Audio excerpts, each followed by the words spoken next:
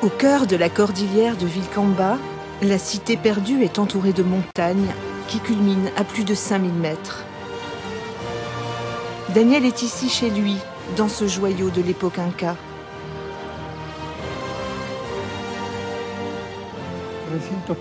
C'est le site principal de Choquequirao. Ici, c'était la place centrale.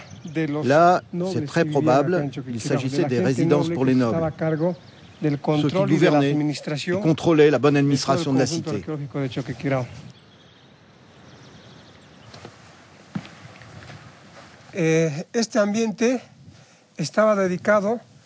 D'après ce que l'on sait, cette zone, c'est l'endroit où les Incas déposaient leurs momies.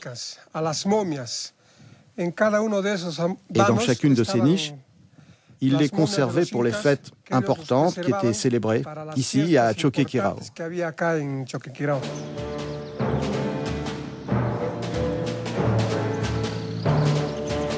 L'archéologue nous conduit à présent dans la partie la plus symbolique du site. 22 lamas blancs en quartz, insérés à même la pierre. Le lama, un animal emblématique dans la tradition inca.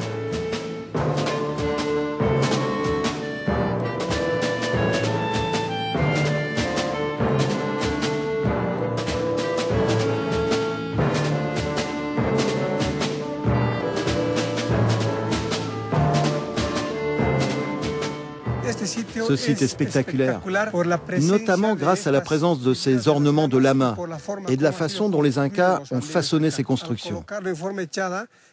Si on les met horizontalement, elles se cassent plus facilement. Alors ils les ont mis comme ça, pour une meilleure résistance. Le principe de ces terrasses est de fortifier la montagne pour contrôler l'érosion.